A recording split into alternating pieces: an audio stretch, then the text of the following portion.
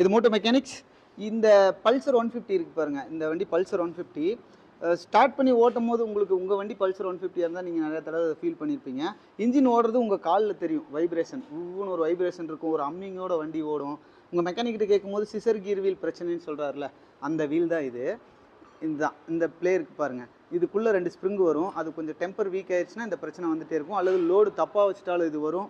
ஆட்டோமேட்டிக்காக லோடு கம்மியாக இருக்கும் வாய்ப்பு இருக்குது, அந்த ஸ்ப்ரிங்கோட டெம்பர் போகிறனால. அது பழசு, இந்த செட்டு தான் புதுசு. இந்த டெம்பர்லேயே உங்களுக்கு வித்தியாசம் தெரியும், இதுக்கும் பழசுக்கும் இருக்கிற வித்தியாசம் பாருங்கள், தெரியுதுங்களா? நல்லாவே கலகலன்னு ஆடும். நீங்கள் இப்படி ஸ்ப்ரிங்கு தனியாக மாற்றலாம் இதில், ஆனாலும் கூட ஸ்ப்ரிங்கு மாற்றினா ரொம்ப நாள் லைஃப் வரதில்லை. அதனால் நாங்கள் சிசர் வீல் கீர் வீல் இந்த செட்டு தான் போட்டுக்கிட்டு இருக்கோம். இது போட்டுவிட்டால் உங்களுக்கு மொத்தமாக பிரச்சனை சால்வ் ஆயிரும். உங்களுக்கு அந்த வைப்ரேஷன், இன்ஜின் வைப்ரேஷன், அதாவது இப்போ ஆர்டிஆர்லாம் பெட் போல் லூஸாக இருந்தால் அந்த வைப்ரேஷன் தெரியும்ல, அந்த கிட்டத்தட்ட அந்த ஃபீலிங் இந்த வண்டியில் வரும். அது வந்துச்சுனாவே இந்த பிரச்சனை தான். இதை மாற்றினீங்கன்னா உங்கள் வண்டி ஆட்டோமேட்டிக்காக சரியாயிக்கும். உங்கள் மெக்கானிக் இது நிறைய தடவை உங்கள்கிட்ட சொல்லியிருப்பார்னு நினைக்கிறேன். பல்சர் வச்சுருக்கவங்களுக்கு இது நல்லாவே ஃபீல் ஆகிருக்கும். ஓகே, அந்த கீர் வீல் சிசர் கீர் வீல் செட்டை நீங்கள் தெரிஞ்சுக்கணுங்கிறக்காக தான் இந்த வீடியோ. இது மோட்டோ மெக்கானிக்ஸ். பை.